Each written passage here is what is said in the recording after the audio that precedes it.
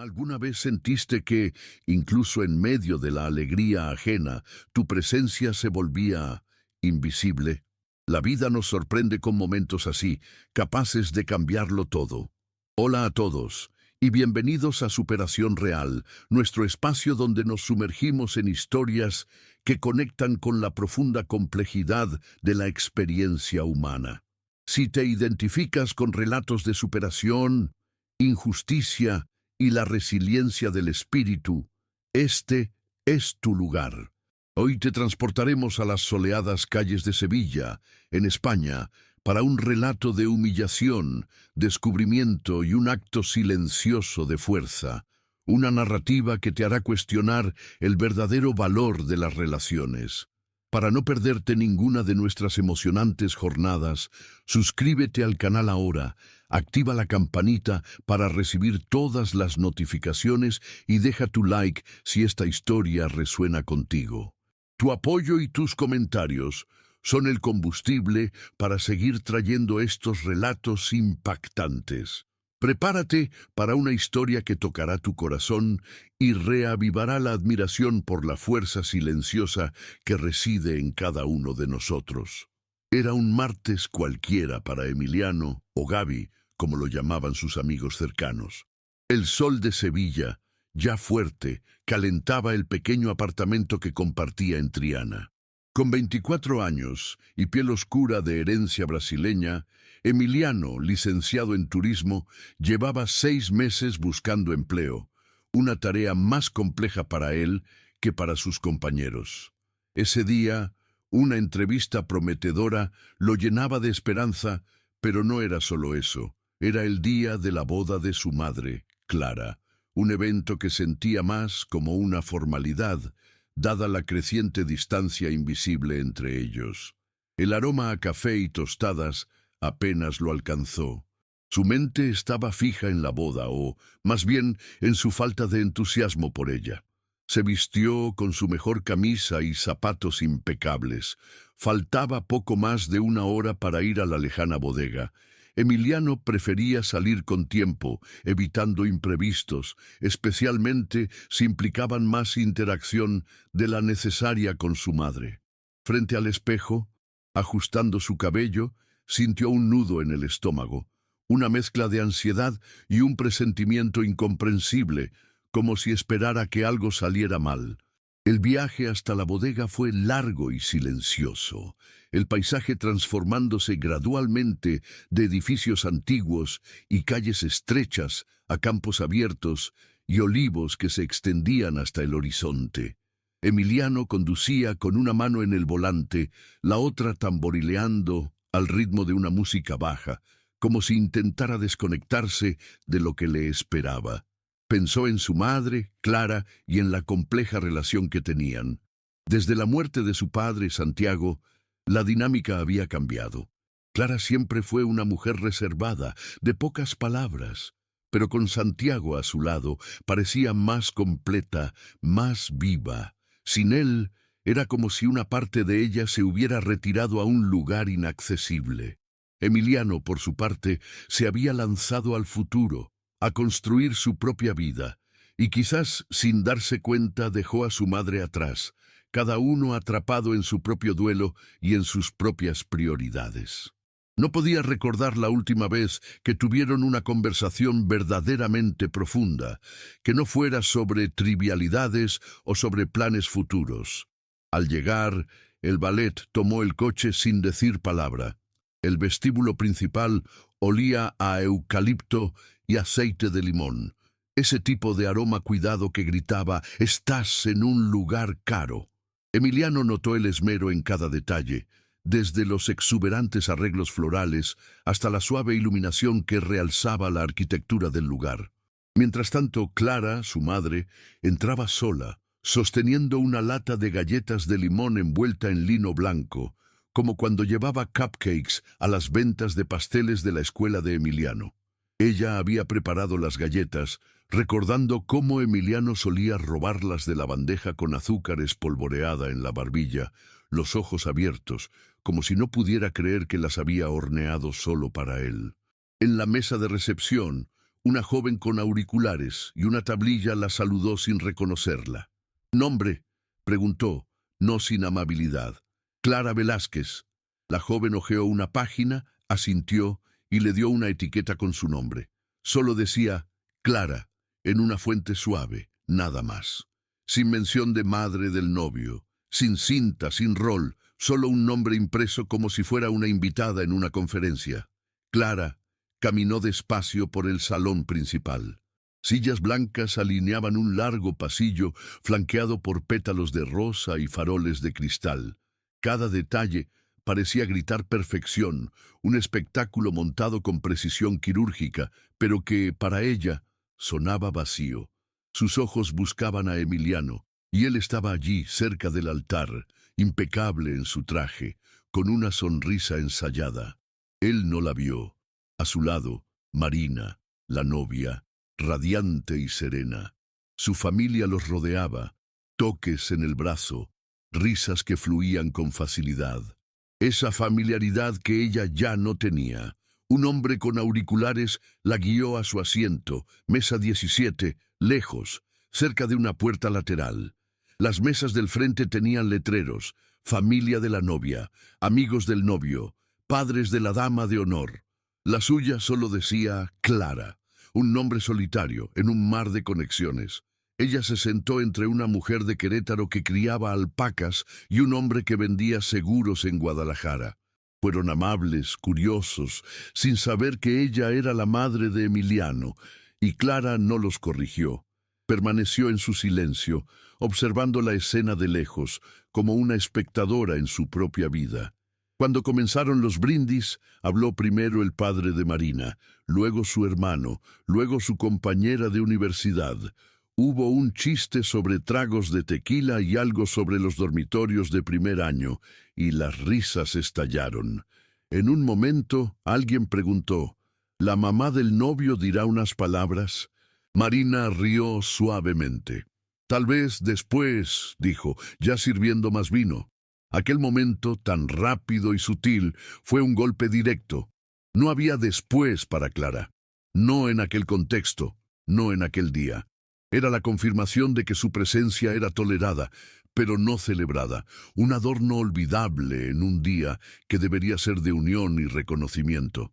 La cena fue servida en silencio. Clara jugó con un pollo seco y empujó un panecillo con mantequilla por el borde del plato, sin apetito. Nadie en su mesa terminó la comida. El postre, un pastel de limón, se veía mejor de lo que sabía. Dio un bocado y sintió la amargura atravesar el azúcar, un sabor que hacía eco al sentimiento en su pecho. Emiliano no se acercó a su mesa ni una vez. Bailó con Marina, luego con su madre, luego con una tía. El fotógrafo pasó por su lado 2 veces sin levantar la cámara. Era como si ella fuera invisible, una figura decorativa en un evento donde la atención debía estar en los novios y, de alguna forma, en sus familias. El dolor de aquel desprecio sutil era casi físico, un peso que ella cargaba sola, sin poder expresarlo. Aún así, Clara sonrió. Dobló su servilleta con cuidado, la deslizó bajo el borde de su copa. Era un gesto pequeño, casi inconsciente, de quien busca mantener la dignidad en medio de la humillación. Luego, sin hacer ruido, salió. Nadie la notó, nadie la detuvo. Era el fin de un día que para ella debería ser de celebración, pero se convirtió en una prueba silenciosa de su nuevo lugar en la vida de su hijo. El lila suave del vestido que Santiago, su difunto esposo, una vez dijo que resaltaba sus ojos, ahora parecía descolorido, sin brillo, casi tan invisible como ella se sentía. No lo había usado desde su funeral. La ironía de haberlo elegido para la boda de su hijo, esperando un reencuentro de cariño y reconocimiento, era un peso más en su corazón. El camino de regreso a casa estuvo lleno de un silencio denso. La lata de galletas de limón, intacta, en el asiento del copiloto. Una semana después, Emiliano llamó y la invitó a cenar. «Solo nosotros», dijo. Marina estaría con amigas. Sonaba alegre, demasiado alegre. La voz de él sonaba más ligera de lo que Clara esperaba, pero había un matiz, un tono ensayado que ella, con la sensibilidad de madre, percibió de inmediato. Aquella invitación no era para una simple cena de acercamiento. Había algo más detrás, una intención velada que la inquietaba. Clara, sin embargo, no lo demostró. Por teléfono mantuvo la voz tranquila y aceptó. Ella tomó un suéter que aún olía levemente a cedro. Lo había guardado doblado en un baúl al pie de su cama, entre colchas viejas y mantas de bebé que nunca encontró razón para regalar. Era el mismo que usó el día que trajo a Emiliano del hospital, color crema, botones de perla suave en las muñecas donde la lana se había gastado. Se lo puso sin alboroto, se recogió el cabello con una pinza floja y empacó una bandeja de galletas de avena en una lata forrada con papel pergamino. La receta, que aún estaba pegada dentro del gabinete de su cocina, era la favorita de su hijo, un intento silencioso de restablecer lazos a través del sabor de la infancia. Su nueva casa estaba justo al borde del pueblo, en una de esas colonias nuevas con aceras impecables y faroles idénticos, el tipo de lugar donde cada jardín parecía aprobado por un comité. Clara estacionó en la calle y caminó lentamente por el sendero, notando la cámara bajo el alero. La luz del porche se encendió automáticamente cuando se acercó. Eficiente como todo lo demás, pensó ella. Emiliano abrió la puerta antes de que ella tocara. Sonrió rápido y tenso. «Pase, mamá», dijo, y le dio un abrazo que apenas llegó a sus hombros. La cocina está por el pasillo. El pasillo olía a alfombra nueva y a spray de limpieza con aroma a lavanda. Al entrar en la cocina, Clara notó que la mesa ya estaba puesta. 2 platos, 2 copas de vino, una botella descorchada en el centro, pero no había olores, ni calor del horno, ni siquiera el zumbido de algo recalentándose. Lo que sí había era una pila ordenada de papeles, sujetados con un bolígrafo azul colocado en diagonal encima. Emiliano sirvió el vino con cuidado, elogió las galletas que Clara había traído y preguntó por el viaje. Todo parecía memorizado, como un guión ensayado frente al espejo. No había la espontaneidad de un hijo que desea genuinamente conectarse con su madre, solo una coreografía de buenas maneras. Clara observaba cada movimiento, cada palabra, y sentía la frialdad detrás de la fachada pulida, la falta de olor a comida fresca, el silencio del horno. Todo contribuía a la sensación de que aquella cena era una escenificación, un preludio para algo que él quería presentar. Luego, con una sonrisa practicada, Emiliano señaló los papeles. «Solo algo para tener listo», dijo con ligereza. «Por si pasa algo, simplifica todo». Clara alcanzó la pila. Sus dedos rozaron el borde de la hoja superior. El título decía «Poder notarial duradero». Frases legales llenaban los márgenes. Autoridad financiera, transacciones inmobiliarias, efecto inmediato. La palabra agente aparecía más de una vez. Ella levantó la vista y Emiliano seguía sonriendo. «Es solo planeación inteligente», continuó. «Todos lo hacen». Clara sintió el suelo bajo sus pies vacilar. Aquella cena no era sobre ellos, era sobre el control, sobre la anticipación de su incapacidad. Una punzada de rabia comenzó a burbujear dentro de ella, mezclada con una profunda tristeza. Aquel hijo, que un día la llamó heroína, ahora la veía como un riesgo, un problema a ser resuelto antes de que fuera demasiado tarde. Clara volvió a colocar los papeles en la mesa. «Los llevaré a casa», dijo manteniendo la voz calma. «Los revisaré bien». Sus ojos se desviaron brevemente al bolígrafo, luego a ella. Asintió una vez, demasiado rápido, como si ansiara por concluir aquella parte de la conversación. Aquel asentimiento apresurado fue más elocuente que cualquier palabra. Él sabía lo que estaba haciendo, y Clara ahora tenía la confirmación.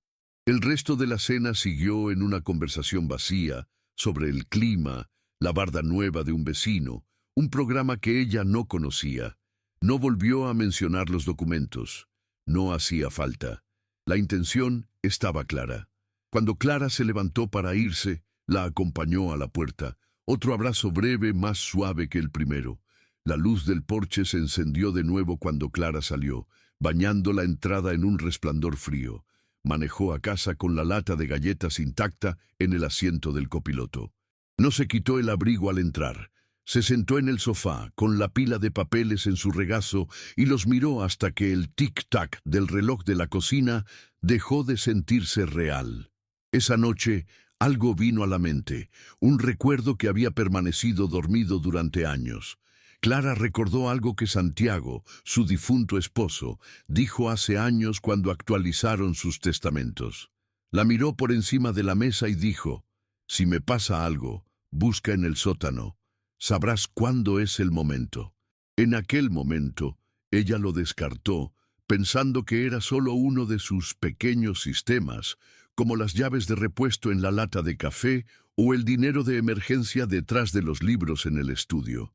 Pero ahora, con la frialdad del pedido de Emiliano y el peso de los papeles en su regazo, la frase de Santiago resonaba con un significado completamente nuevo y más profundo. La casa estaba en silencio, de ese modo pesado que se siente cuando algo cambia dentro de ella. No había encendido ninguna luz desde que llegó. Solo el tenue resplandor de una lámpara de pasillo se extendía por el suelo mientras estaba sentada, con el abrigo puesto, las mangas del suéter envolviendo sus manos como si intentaran mantenerme quieta. Los papeles que Emiliano le dio seguían esperando en el sofá, intactos desde el viaje. Volvió a ella como un suspiro que no sabía que estaba conteniendo, la voz de Santiago, firme y baja de hace años. Acababan de firmar testamentos actualizados y mientras secaban los platos en la cocina, lo dijo sin alarde: «Si me pasa algo, busca en el sótano. Sabrás cuándo mirar». En ese momento lo descarté. Siempre tuvimos pequeños sistemas, llaves de repuesto en la lata de café, dinero de emergencia detrás de los libros en el estudio, pero esto no se sentía así. Esto era más profundo, y ahora lo sabía. Bajó las escaleras del sótano despacio, con las rodillas rígidas, el pasamanos frío contra su palma. Pasó la lavadora, detrás de las cajas marcadas como luces de Navidad y cosas de bebé. Encontró una caja metálica pequeña bajo un estante, detrás de una sábana. Era más pesada de lo que esperaba, fría. La llevó a la mesa plegable y la abrió con manos que comenzaron a temblar. Dentro todo estaba ordenado. Claro, era de Santiago. Una carpeta de cuero etiquetada con su nombre completo. Sobres marcados con fechas, estados de cuenta impresos con pestañas y resaltadores aún brillantes después de tantos años. En el fondo había una sola nota escrita a mano, doblada una vez con su nombre en el frente en su letra cuidadosa y inclinada. «Clara, sé que no pedirás ayuda aunque la necesites. Por eso me aseguré de que nunca quedes atrapada». Continuaba: «Todo lo que encuentres aquí es tuyo, protegido y sólido. No se lo digas a Emiliano. No porque no lo quiera, sino porque he visto qué pasa cuando la gente cree que merece algo. El dinero no cambia a las personas, las revela». Ella la leyó 2 veces, luego otra vez más despacio. Los documentos mostraban 2 cuentas de inversión, una escritura de una propiedad en San Miguel de Allende que no recordaba haber discutido y una anualidad vinculada a un portafolio de retiro de su antigua firma. En total, sumaban poco más de 140 millones de pesos. Clara se quedó allí mucho tiempo. No lloró, ni siquiera sintió alivio, solo quietud. En ese momento, lo que sintió no fue seguridad, fue algo más pesado, el peso de ser vista antes de que siquiera supiera que estaba desapareciendo. Arriba, los papeles que Emiliano le dio seguían esperando en la mesa de la cocina. Clara los tomó, los guardó suavemente en un cajón y comenzó a preparar café. Una extraña calma la invadió. No había llanto, ni el alivio que se esperaría de un descubrimiento tan grandioso. Solo quietud. Lo que ella sintió fue algo más pesado, el peso de ser vista antes incluso de saber que estaba desapareciendo. Una premonición le decía que una llamada vendría pronto, y ella estaba lista para eso. Era como si la verdad oculta de Santiago le hubiera dado un escudo, una nueva perspectiva sobre la trampa que Emiliano intentaba tender. La llamada llegó 2 mañanas después, justo cuando Clara se acomodaba en el solarium con una taza de café tibio y el crucigrama que rara vez terminaba. La pantalla se iluminó con el nombre de Emiliano y por un momento dejó que sonara una vez, luego dos antes de contestar. «Hola, amá», dijo alegre medido. Bailaron con algunas cortesías. El clima, su nueva barda, algo sobre Marina intentando una receta nueva. Luego su voz bajó. Se suavizó de esa manera que usa la gente cuando quiere que algo suene como preocupación en lugar de control. «Solo quería ver si ya revisaste esos papeles», dijo. «Los vi», respondió. Una pausa. Apenas perceptible, pero ahí estaba. «Es solo que bueno. ¿Sabes cómo son las cosas a tu edad?», continuó con cuidado. «Infartos, problemas de memoria». Leí un artículo el otro día sobre una mujer que perdió acceso a sus cuentas por meses y una amiga de Marina, su mamá, olvidó todas sus contraseñas después de una caída. Rió suavemente, como si todo fuera puro sentido común. «Solo pienso que es más fácil arreglar todo ahora, mientras estás lúcida. Lo dijo como si ya estuviera desvaneciéndome, como si debiera apresurarme a firmar antes de olvidar mi propio nombre. Miró la esquina de la alfombra donde comenzaba a deshilacharse. Sus dedos trazaron el borde de la taza de café, dejando que su voz se desvaneciera un poco. No estaba enojada, ni siquiera sorprendida. Pensó en esa tormenta de nieve del 97 cuando el coche de Emiliano se descompuso en la carretera a Saltillo. Tenía 20 años, varado con frío y miedo. Empaqué un termo de sopa, una manta extra y manejé 5 horas a través del hielo para llevarle una llanta. La abrazó con dedos congelados y la llamó su heroína. Ahora aquí estaba él, sutilmente buscando control sobre todo lo que ella había trabajado, hablándole como si fuera un riesgo. La ironía de la situación era un golpe amargo, un recordatorio doloroso de cómo las relaciones pueden transformarse y cómo la gratitud puede desvanecerse ante la ambición. «Lo pensaré», dijo con voz plana. «Está bien», respondió rápido, sin presión. «Marina y yo solo queremos ayudar». Agregó: «Encontramos un asesor financiero que puede explicarte todo». Colgamos y Clara se quedó mirando los árboles afuera, con un viento que no estaba pronosticado. El cereal frente a ella se había ablandado. Lo tiró al fregadero, abrió la llave y sacó del cajón la carpeta de Santiago que esperaba. Encontró el número de Fernanda Salazar escrito a lápiz en la parte trasera de una tarjeta de cumpleaños vieja guardada entre las páginas de un libro de recetas que no había usado en años. Ella envió la tarjeta el invierno en que Santiago falleció. Clara le había llevado sopa durante 3 semanas seguidas después del funeral de su esposo, cuando ella aún ejercía y Clara aprendía a estar sola. Cuando contestó su voz había envejecido, pero el acero seguía allí. Le contó solo lo esencial. No interrumpió, solo dejó que las palabras cayeran donde quisieran. Cuando terminó, dijo: «Ven, mañana, haré café, trae todo». Su casa era más pequeña de lo que recordaba, del tipo de orden que viene de convivir con el duelo lo suficiente como para arrinconarlo. Fernanda la recibió en la puerta con una sonrisa cansada, tomó su abrigo y puso los documentos en la mesa de la cocina como si fueran algo que podían enfrentar juntas, lado a lado. Había una familiaridad reconfortante allí, una empatía silenciosa que Clara no sentía hacía mucho tiempo.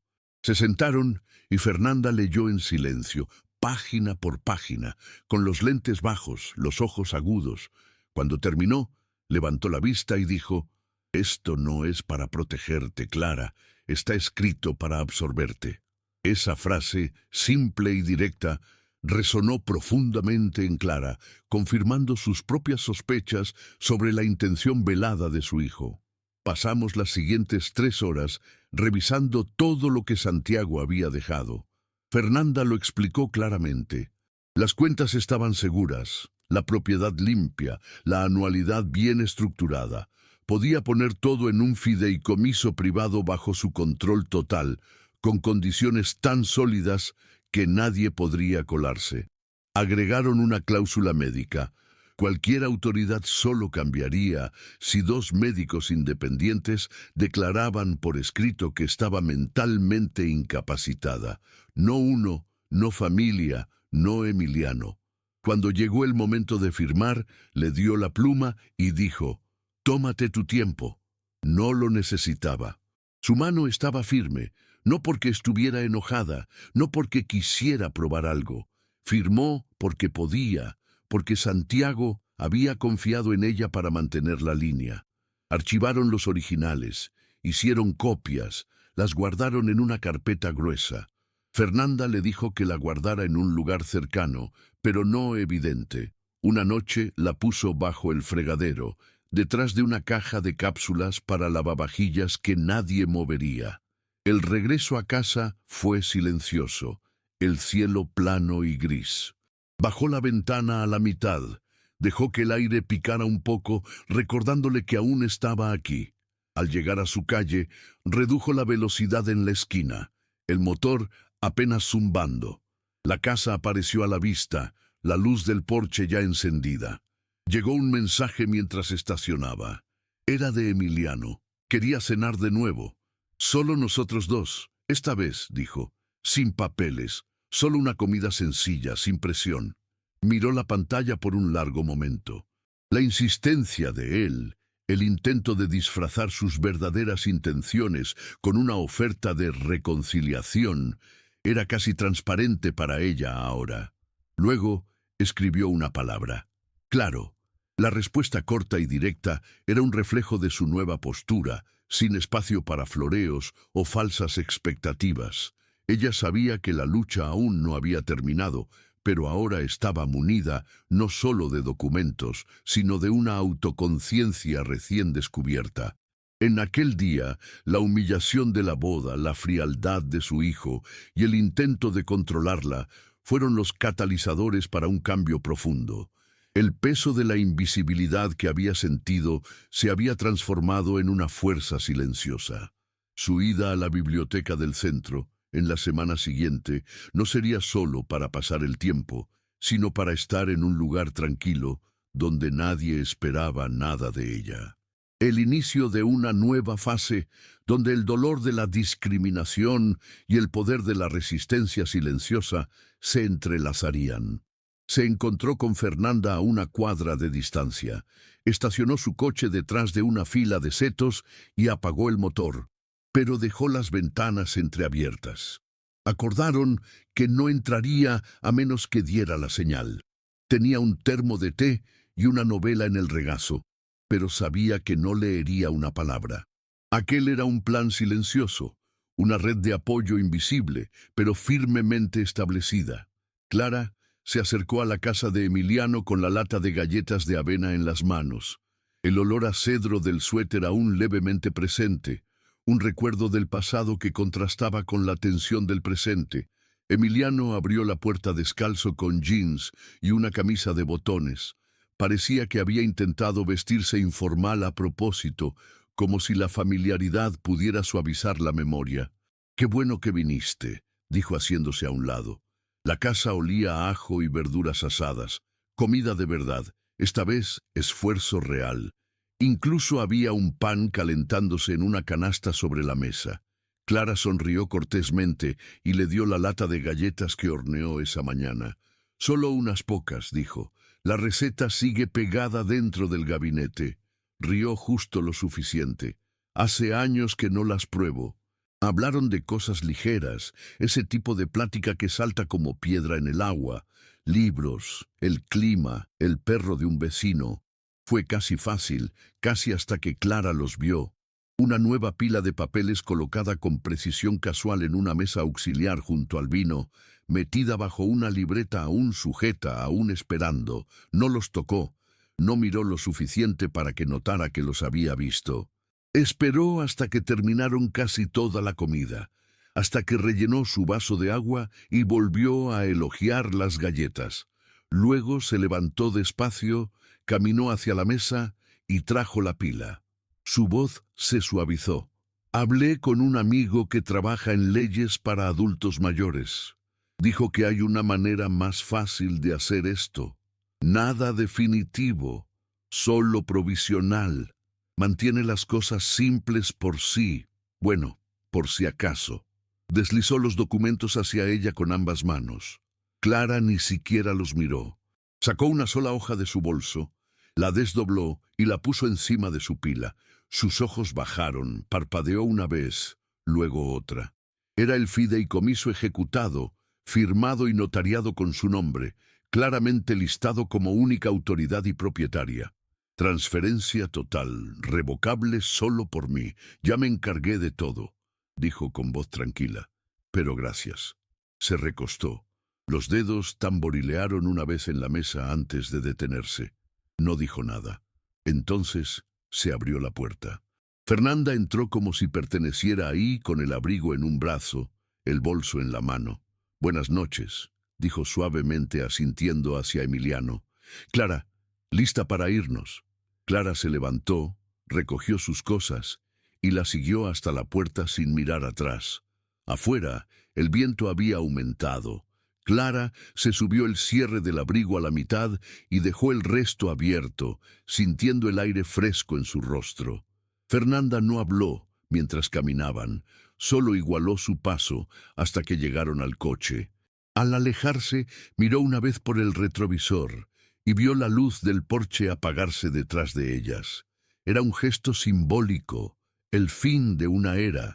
El cierre de un ciclo donde ella se permitió ser disminuida y controlada. Ahora, la oscuridad de aquel porche no la asustaba, sino que representaba la libertad de un nuevo camino. A la mañana siguiente llegó el mensaje justo antes de las 10. Lo vio parpadear en la pantalla mientras servía café y por un segundo casi no miró, pero lo hizo.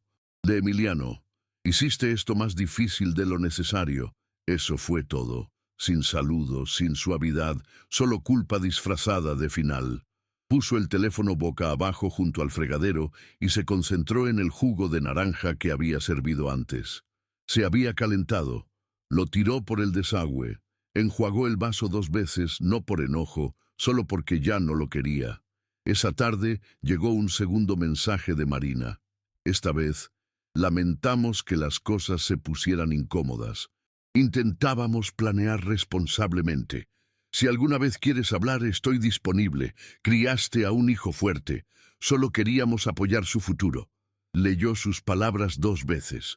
Eran suaves en la superficie, pero debajo había algo más filoso, como si se hubiera trazado una línea y ella se hubiera salido del lugar. No respondió, tampoco lo borró. Solo dejó el teléfono a un lado y dejó que el silencio se extendiera. Un silencio que ahora llevaba el peso de su propia elección. Esa semana comenzó a pasar más tiempo en la biblioteca del centro, no para leer, sino para estar en un lugar tranquilo donde nadie esperaba nada de ella. Ahí conoció a Juana, que traía crucigramas y siempre le ofrecía un caramelo sin preguntar. A Lorena, que tejía en silencio en una esquina, y a Margot, que caminaba con un bastón que rara vez usaba salvo cuando alguien la miraba. No compartían detalles, pero con el tiempo comenzaron a reconocer las formas del duelo de cada una. No siempre se decía, la mayoría de los días no hacía falta. Una mañana Margot la marcó, la invitó a ayudar con el jardín detrás del edificio. La tierra era dura, descuidada, desigual. Juntas la removieron fila por fila con las manos en la tierra. Plantaron tomates, albahaca, unos girasoles solo por terquedad. Lo llamaron el rincón silencioso. No pensaba mucho en Emiliano mientras plantaba, no a menudo. y cuando lo hacía no dolía como antes. Algo había cambiado, no sanado, pero aclarado. Esa mañana, mientras caminaba a casa con tierra aún bajo las uñas, vio un coche estacionado al otro lado de la calle. No se movía, no tocó el timbre. Solo estacionó al otro lado de la calle y se quedó ahí con las manos en el volante, como si no estuviera seguro de quedarse o irse. Lo observó desde la ventana de la cocina con la tetera aún calentándose en la estufa. Tras unos minutos salió sin carpeta, esta vez sin papeles, solo un sobre blanco sostenido flojamente en una mano. Subió los escalones del porche despacio y se sentó como cuando era niño, esperando a que la cena estuviera lista. Espalda encorvada, codos en las rodillas. Cuando abrió la puerta, levantó la vista. Su rostro estaba cansado, pero más suave de lo que recordaba. «Lo siento», dijo. «Dejé que el dinero hablara más fuerte que el amor. No quise, pero lo hice. No me apresuré a responder». Se sentó a su lado, no cerca, pero tampoco lejos. La madera crujió bajo su peso. Escucharon la brisa en los árboles por un momento antes de que hablara. «Te perdono», dijo. «Pero el perdón no viene con una llave». Asintió. No discutió. Solo puso el sobre entre ellos en el escalón y se levantó.